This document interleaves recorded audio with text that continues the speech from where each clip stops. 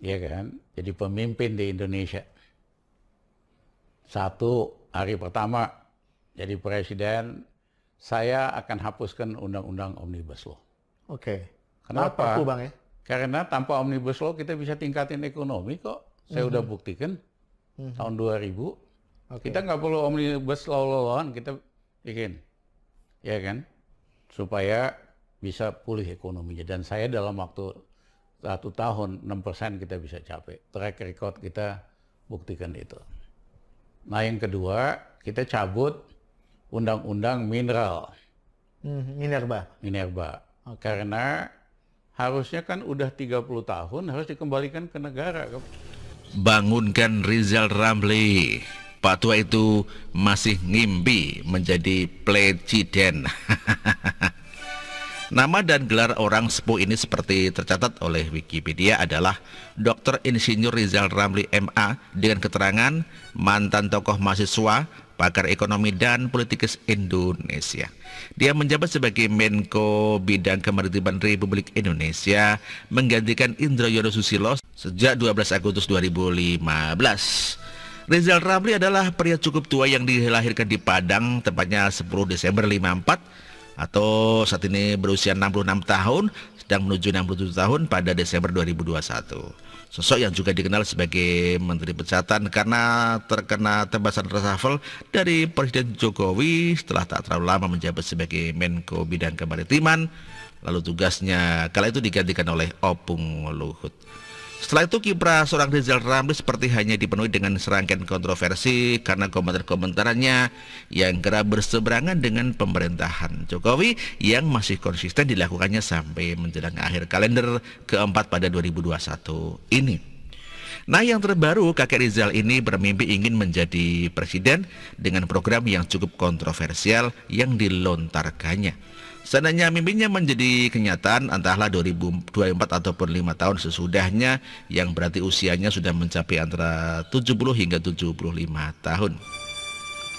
Saya tidak berandai-andai, tapi seandainya Rizal Ramli menjadi pemimpin di Indonesia hari pertama jadi presiden, saya akan hapuskan undang-undang Omnibus Law, karena tanpa Omnibus Law kita bisa tingkatkan ekonomi kok, demikian kata Rizal Ramli.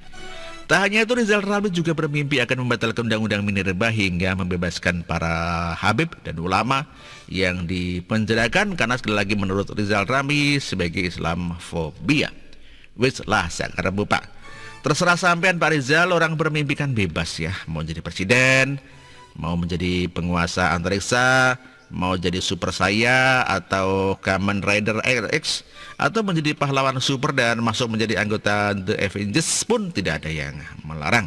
Nanti kalau sudah bangun lalu ternyata menyadari dirinya hanya mimpi, kan tinggal tidur lagi supaya bisa mimpi yang lain lagi.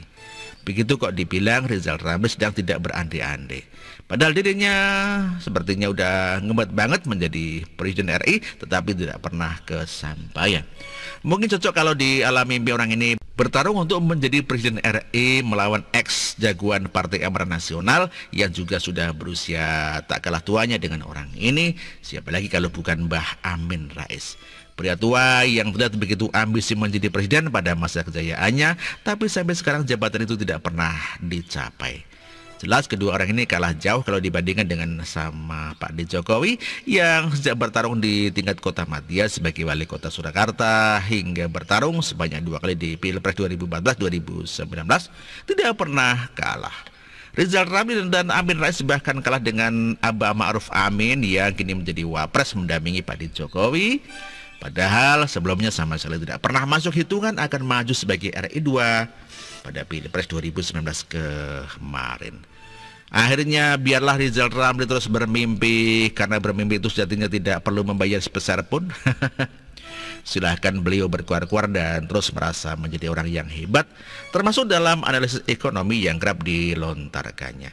Meski faktanya semasa menjabat sebagai menteri tak banyak terobosan besar yang bisa dilakukan oleh Rizal Ramli, kecuali hanya bikin gaduh di kabinet Jokowi JK saat itu.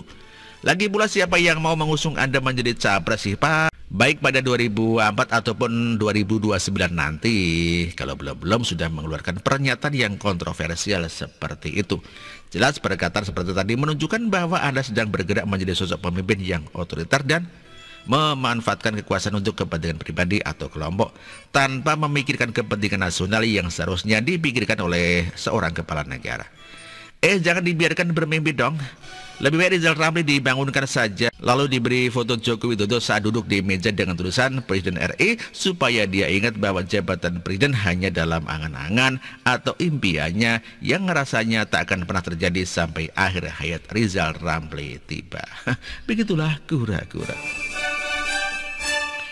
Demikian artikel ini ditulis oleh Widodo SP. Terima kasih.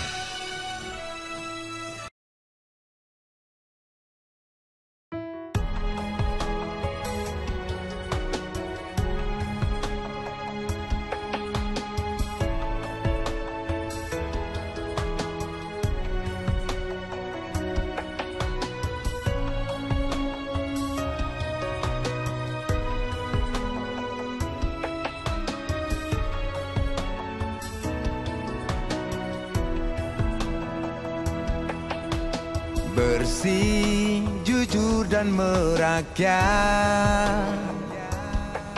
berbuat demi masa depan kami. Sosok pemimpin tegas pemberani.